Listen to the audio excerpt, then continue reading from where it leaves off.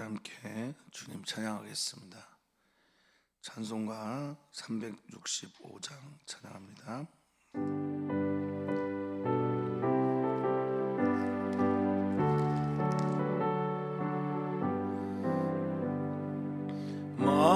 마음속에 근심 있는 삶 주 예수 앞에 다 슬픈 마음 있을 때라 주 예수께 하래라. 주 예수 앞에 달려오라. 주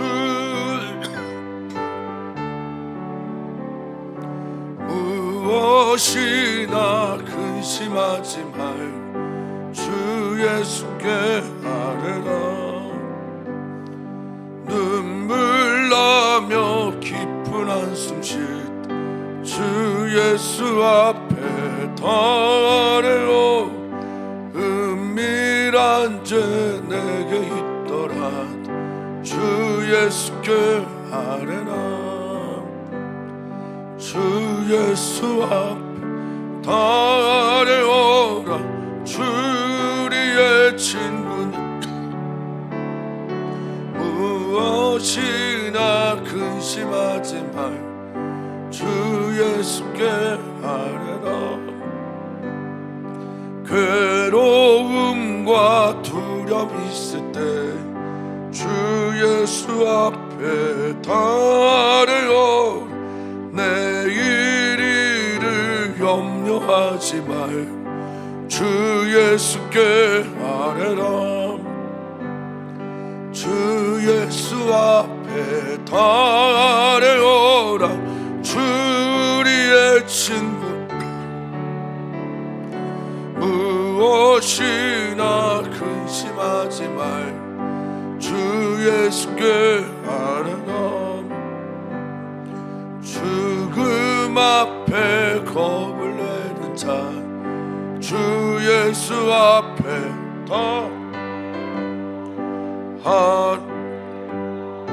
바라보는 자 아뢰라. 주 예수 앞에 달래오. 주 우리의 친구니 무엇이나 근심하지 말 주 예수께 아뢰라. 아멘, 아멘.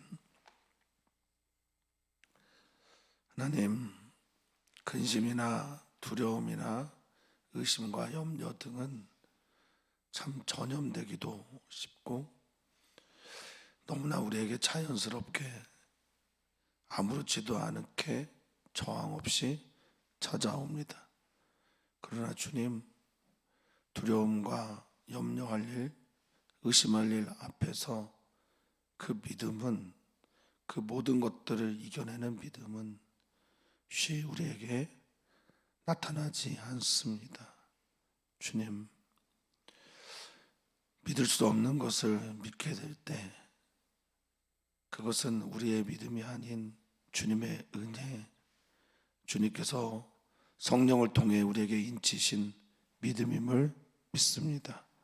오늘 우리에게 연약하여 한 걸음도 나갈 수 없는 우리에게, 두려움에 사로잡혀 그곳에서 자유하지 못하는 우리에게 주님을 향한 믿음, 주님께서 주신 믿음, 성령께서 이끌어 가시는 믿음의 이야기가 우리 앞에 펼쳐지게 해 주시옵소서.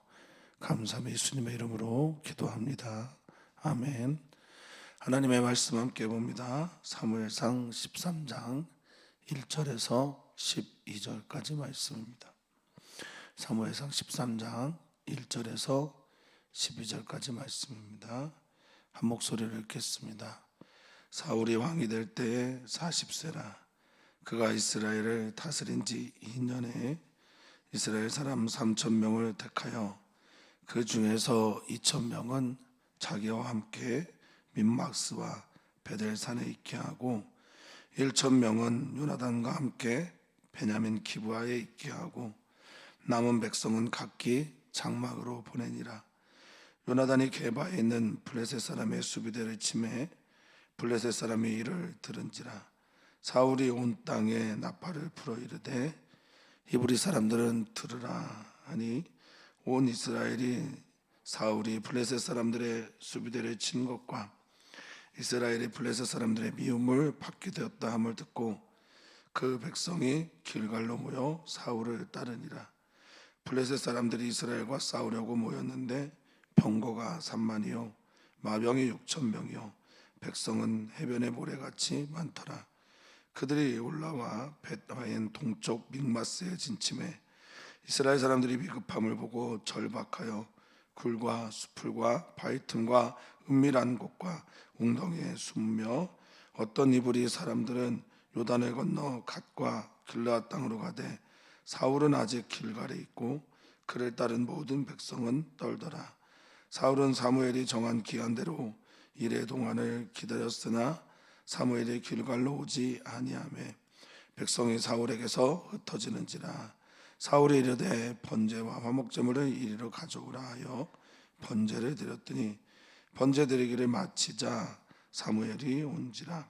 사울이 나가 맞으며 문안하매 사무엘이 이르되 왕이 행한 것이 무엇이냐 하니 사울이 이르되 백성은 내게서 흩어지고 당신은 정한 날에 오지 아니하고 블레셋 사람은 믹마스에 모였음을 내가 보았으므로 이에 내가 오게 이르기를 블레셋 사람들이 나를 치러 길갈로 내려오겠거늘 내가 여호와께 은혜를 간구하지 못하였다고 부득이하여 번제를 드렸나이다 하니라. 아멘. 이 사무엘서는 또 여호수아부터 시작된 열왕기하까지의 이야기는 히브리서 구약성경 마소라 본문에서는 전기 예언서로 구분이 됩니다. 우리는 이제 흔히 역사서로 알고 있는데 히브리인들에게 특히 이제 구약성경의 중심 사상 중에 하나인데요. 모든 역사는 하나님의 예언의 성취가 일어나는 장이다라는 그런 믿음을 가지고 있어요. 그러니까 사무엘서를 읽을 때 역사 이야기를 읽는 것보다는 어떤 하나님의 말씀이 어떻게 이루어지는지를 보는 말씀의 성취의 장으로 이해하는 게 사무엘서를 읽어가는 저는 키워드라고 믿습니다. 오늘 본문은 그것을 잘 드러내고 있는데요. 11장에서 왕이 된 사울이 암몬과의 전쟁에서 길르앗 야베스를 구하는 왕의 역할을 겸손할 때 충실하게 하는 것과 동시에 12장 전체는 사무엘의 고별 설교입니다. 왕의 제도에 대해서 사무엘이 자기의 개인적인 이야기들과 함께 왕을 세운 것이 얼마나 큰 죄인지를 그들에게 보여주고 있습니다. 왕이 잘못하게 되면 왕도 망하고 너희도 망하는 게 왕정제도야 라고 말을 하고 있는 거죠. 그래서 우리는 좀 생각을 좀 해봐야 합니다. 우리는 어떤 제도나 어떤 공동체나 어떤 단체 이게 절대로 절대화돼서는 안 됩니다. 그러니까 왕정제도에는 하나님이 있고 사사제도에는 하나님이 안 계시고 이런 생각은 어리석습니다. 하나님은 모든 제도나 어떤 공동체나 단체에도 계시지만 또한 그것을 초월해서도 계시니까 우리 교회가 뭐니 우리 교회만이 뭐니 혹은 뭐 어떤 단체만이 뭐니 어떤 제도만이 뭐니 이런 말은 하지 않았으면 좋겠습니다. 특히나 이 왕정제도를 하나님께서 뭐 부정적으로 보실 수도 있고 부정적으로 말할 수도 있는데 진짜 왕정제도의 문제는 그들이 그들의 왕을 택하려고 하는 데 있다라는 거죠. 하나님이 왕 되심을 충분하게 받아들이지 않고 자신들의 왕을 눈에 보이는 왕을 택하려고 하는 그것이 문제라는 겁니다. 우리도 그럴 때가 있어요. 이렇게 하면 신앙생활 충분히 잘하는 것처럼 생각해요. 그렇지 않습니다. 하나님을 온전히 나의 왕으로 모셔드리는 하나님의 통치가 있는 하나님의 나라, 하나님께 주권이 있는 그 삶이 진짜 바른 신앙생활이죠. 이거는 좋은 신앙이고 이런 행태는 나쁜 거야 라고 말하는 것은 조금 어리석은 말이라고 여겨집니다. 사랑하는 성도님들의 마음에, 또 우리 교회에, 우리가 속해 있는 모든 공동체 안에 하나님이 우리의 주인됨을 기꺼이 받아들이는 그런 우리들이 되었으면 좋겠습니다. 또한 저는 이 왕정제도 안에 있는 단점 중에 하나가 세습이라고 보거든요. 사사제도는 하나님께서 하나님의 영에 이끌려서 하나님의 사역을 한 사람들의 이야기로 그 이야기가 펼쳐집니다. 이에 반해서 왕정제도는 왕의 아들, 그래요. 어떤 왕은 하나님을 잘 믿는데 모든 그 자자손손이 그렇게 되는 경우는 많지 않습니다. 그런데 이제 어떤 목회자들이 일부입니다. 목회자의 세습을 주장하면서 성경에 왕정제도도 있지 않냐라고 말하는데 저는 성경을 잘 이해 못해서 그런 거라 생각합니다. 저는 모든 사람들이 다 하나님께 부름을 받고 하나님의 영에 충만해서 자식이 목회자가 될 수도 있죠. 그런데 이렇게 하나의 공동체 안에서 계속 세습해서 내려오는 건 저는 이 말씀에 비춰볼 때 오히려 비성경적이다라고 저는 여기는 편입니다. 아들이 목회자가 될 수는 있는데 아들이 그 교회를 계속해서 목회를 해야 된다? 저는 아니라고 생각을 합니다. 어쨌든 이런 말씀의 배경을 가지고 하나님께서 왕정제도에 대해서 특별히 왕이 할 일, 너희가 나를 버린 것에 대해서 강하게 말씀하시는 12장과 함께 13장을 읽어야 훨씬 더 이해가 됩니다. 그러니까 13장의 이야기는 12장에 사무엘이 했던 말씀의 빛을 가지고 조명해야 이해가 된다는 말씀입니다. 다시 한번 말씀드리면 역사는 하나님의 말씀이 성취되는 장입니다. 우리들의 역사도, 우리들의 삶의 역사도 그렇습니다. 그리고 지금 현재 역사도 하나님의 말씀이 성취되는 자리여야 합니다. 이 믿음이 우리 안에 있을 때 하나님을 바라볼 수 있습니다.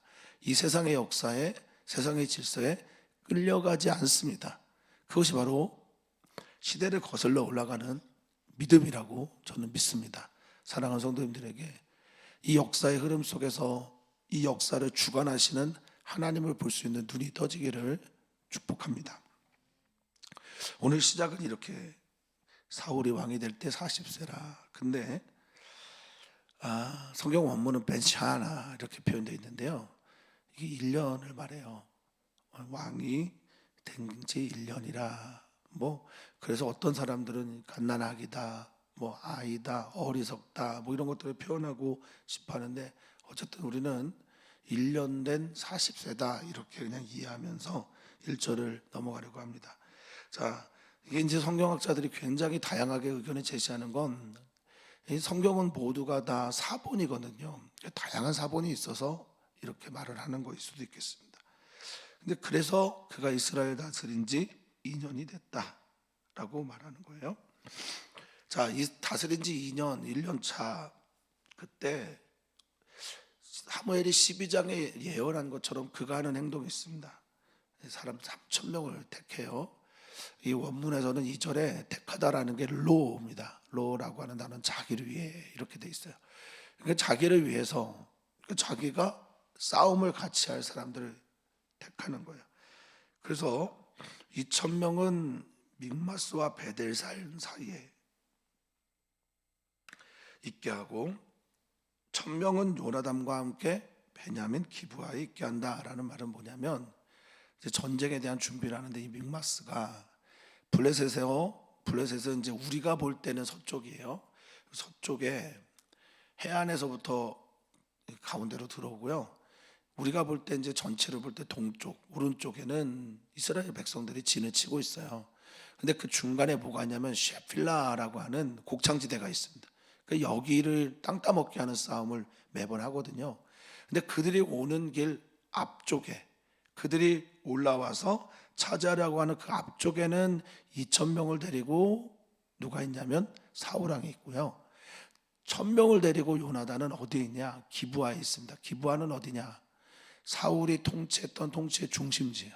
그 후방에는 요나단을 1,000명을 둬서 맡게 했고, 전방에는 자기가 나가 있는 겁니다, 지금. 그리고 남은 백성들은 다 집에 가서 이제 일할 준비해 라고 하는 겁니다. 이런 배경에서 갑자기 요나단이 아들이 사고를 쳤어요. 근데 성경은 이게 사울이 시켰는지 안 시켰는지에 대해서 침묵하고 있어요. 그냥 요나단이 사울이 시켜서 했는지 아니면 그냥 자기가 했는지 이건 침묵하는데, 어찌됐든 사람들은요 4절에 보면 사울왕이 졌다고 말해요. 네. 여러분들 뭐 이제 지금 우리를 다스리는 대통령이 윤석열 대통령이지 않습니까?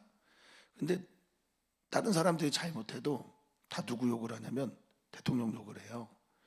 이건 뭐 어느 정권 어떤 시대 다 마찬가지입니다. 장관이 잘못하든 아들이 잘못하든 뭐 부인이 잘못하든 나라가 좀 힘들면 다 그 사람을 욕하게 됐거든요. 그러니까 지금 요나단이 일을 했는데 사울이 쳤다라고 사람들은 이해한다는 거예요. 중요한 건 여기에 있어요. 그러니까 요나단이 했느냐 사울이 했느냐가 아니라 모든 통치는 사울에게 귀결되는 거예요. 인간에게 귀결되어 있어요. 약한 존재인, 온전히 하나님처럼 지혜롭지도 않고 하나님처럼 모든 것을 할 수 있는 능력이 있는 사람도 아닌데 거기로 집중이 돼 있어요. 그러니까 권력이 집중되어 있다는 건 권력을 통해서 나타나는 모든 엔트로피라고 하는 불합리하고 부조리한 것들도 다 그에게 집중될 수밖에 없습니다.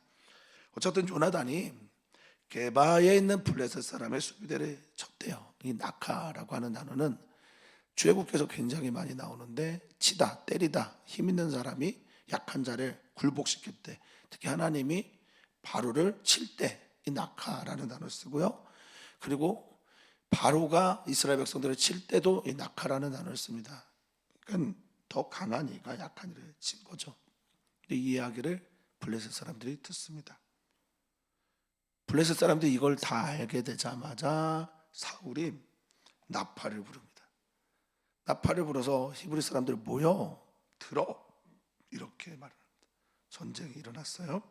4절, 온 이스라엘이 사울이 블레셋 사람들의 수비대를 친 것과 이스라엘이 블레셋 사람들의 미움을 받았다라는, 이 미움을 받았다라는 히브리어가 바시인데요. 이 바시가 악취를 내요. 악취를 나서 혐오스럽게 되었다.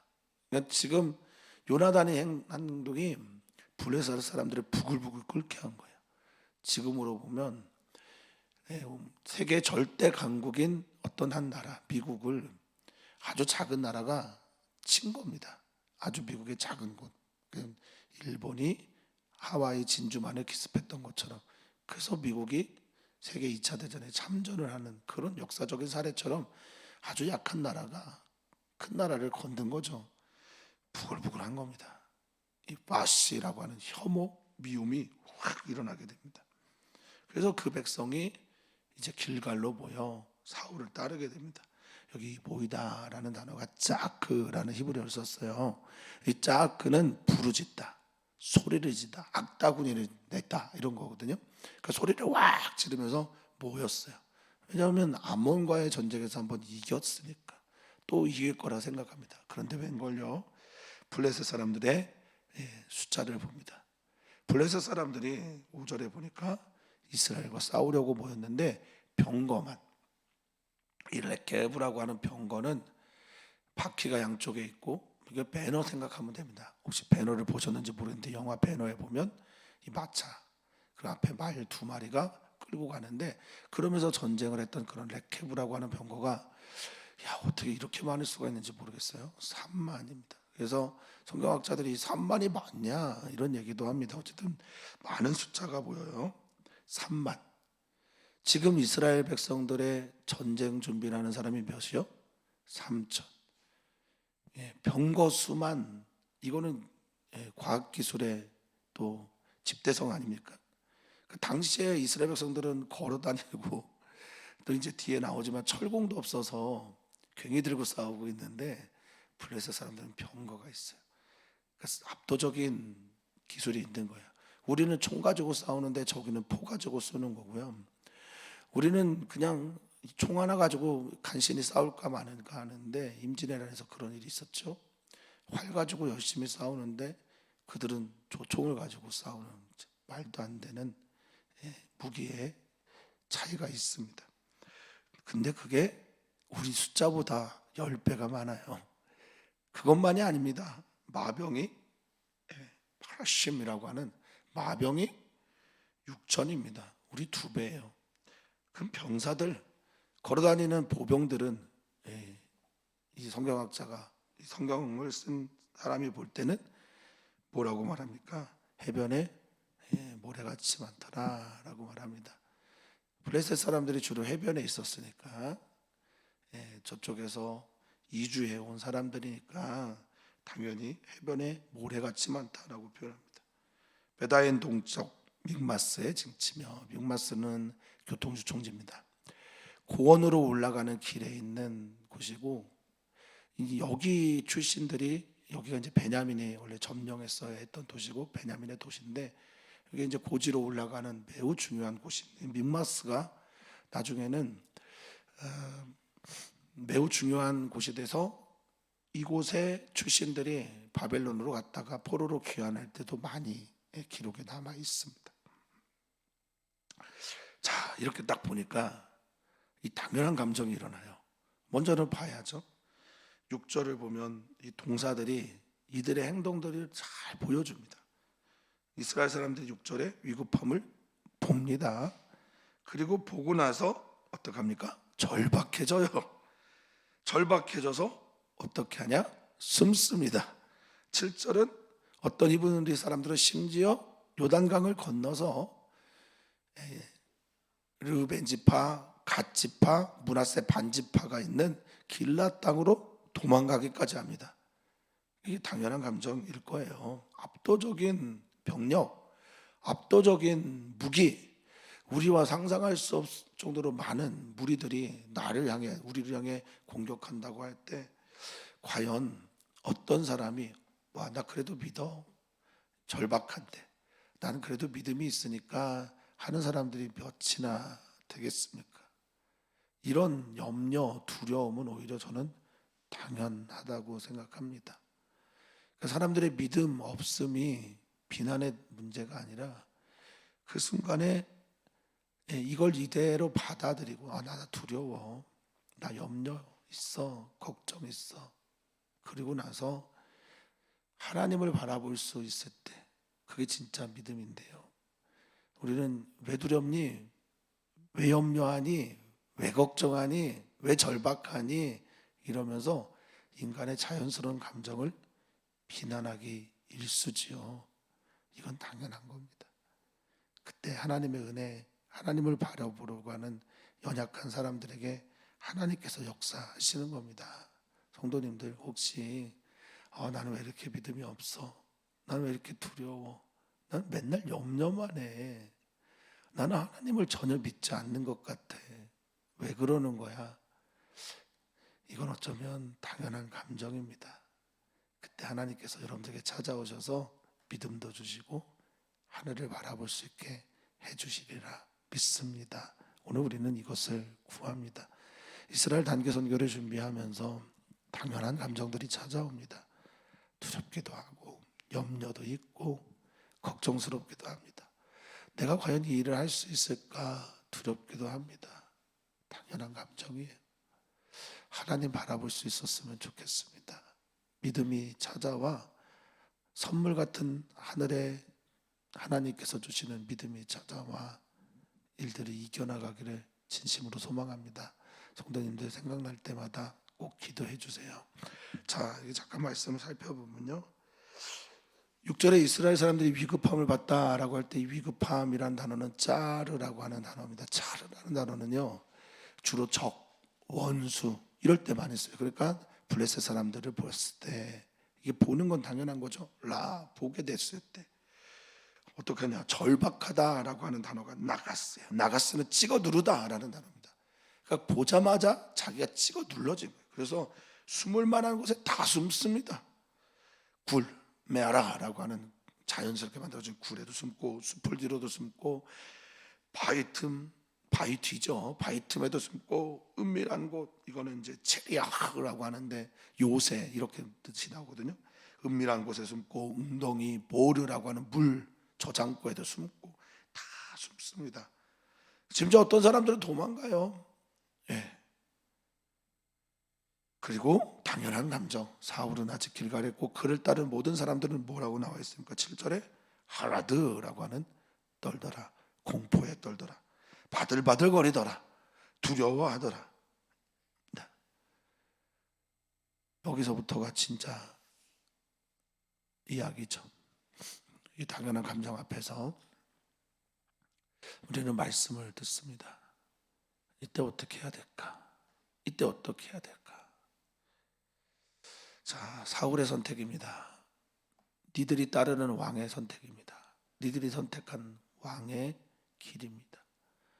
인간의 선택입니다. 사울은 사무엘이 정한 기한대로 이레를 기다렸습니다. 이 기다리다라고 하는 야할이라고 하는 단어, 기다리다, 지체하다, 바라다라는 뜻도 있는데 여기에 또 다른 뜻이 있어요. 의지하다라는 뜻이 있습니다. 의지한 거예요. 사울 왕은 사무엘을 의지하고 있어요. 자기가 하나님께 나아가지 못하니까 누구를 찾습니다. 이게 당연한 인간의 감정이죠. 그러니까 우리가 선택한 인간은 결국 인간적인 모습을 보일 수밖에 없습니다. 누군가를 의지한다든지 누군가를 따른다든지, 그러니까 하나님께서 그 사람을 보내주고 하나님께서 그를 통해 일하시는 것과 내가 누군가를 의지하고 그 사람만 바라보는 건 완전히 다른 거잖아요. 지금 이 야할이 바로 그런 단어를 나타냅니다. 그래서 당연히 사무엘도 안 오고 뭐 번제도 없고 언약궤도 없으니 백성들이 흩어지죠. 이게 푸츠라고 하는 히브리어가 8절에 나오는데, 흩어지다라는 푸츠는 깨지다라는 뜻이에요. 부서졌다라는 말입니다. 마음이 부서지고 백성은 깨지고 흩어지게 되니 이제 어떻게 해야 됩니까? 사울은 어떻게 해야 됩니까? 해서는 안 되는, 왕은 왕의 일을 해야 되고 제사장은 제사장의 일을 해야 되고 선지자는 선지자의 역할을 감당해야 하는데 본인이 본인의 일을 넘어서는 겁니다. 두려우면 뭐래도 하고 싶거든요. 또 연약해지면 뭐래도 할 수밖에 없어요. 근데 그게 자충수죠. 자기를 망하게 하는, 자기를 무너지게 하는 그런 거였습니다. 자, 나 화목제와 번제를 드려야 되겠다. 사무엘 못 기다리고 사무엘이 해야 하는 일들을 하려고 합니다. 근데 참 그래요. 항상 우리 아이들이 그런 얘기 많이 하는데, 공부하려고 하면 부모님이 너 공부 언제 하냐 이래서 공부하기가 싫다는 거죠. 꼭 죄를 짓고 나면 딱 찾아와요. 기다리다가 한 번 더 기다리지 못했는데, 그래서 나의 일을 했는데 그때 사람 딱 찾아오는 거예요. 믿음의 일들은 인내로 나타나는 경우가 많습니다. 믿는 건 기다림으로 나타나는 경우가 많습니다. 기다리지 못하고 번제 드리기를 마치자마자 사무엘이 찾아와요.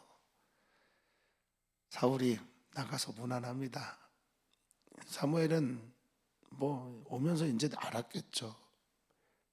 아시는 분들은 아시겠지만 동물들의 타는 냄새가 정말 고약하거든요. 어떤 사람은 좋은지 모르겠는데, 제가 시골에 살 때 가끔 시골 청년들이 형들이 잡았던 강아지들이나 개들의 냄새는 정말 견디기 힘들 정도로 힘들었어요. 여기 그렇습니다. 들어오면서 이미 뭘 하고 있는지 알고 있지만 사울의 행동을 사무엘이 보면서 자기에게 무난하는데도 그냥 묻습니다. 근데 여기 무난하다라는 단어를 좀 살피면요, 무난하다가 바라크라는 히브리어를 썼거든요. 이게 뭐냐면 무릎 꿇다예요. 그러니까 의지하고 기다리는 마음에서 무릎을 꿇어요. 물론 바라크는 축복하다, 복을 비다라는 있는데, 무난하다는 말도 있는데 가장 기본적인 뜻은 무릎 꿇다예요. 그러니까 무릎을 꿇습니다. 그리고 그 앞에 나가면서 사무엘이 말하는 거예요. 당신이 행한 게 뭐냐? 이 질문이 이 믿음의 눈이 확 떠지고 귀가 열리는 질문이 됐으면 좋겠는데 자기 변명에 급급합니다.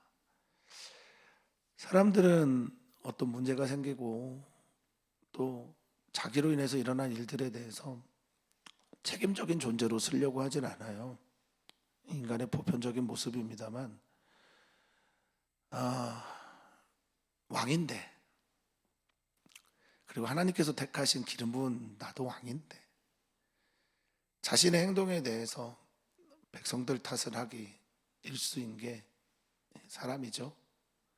목회자도 그렇고 아닌 사람이 어디 있겠습니까마는, 여기에서는 이 소리가 내게 종소리가 됐어야 됐어요.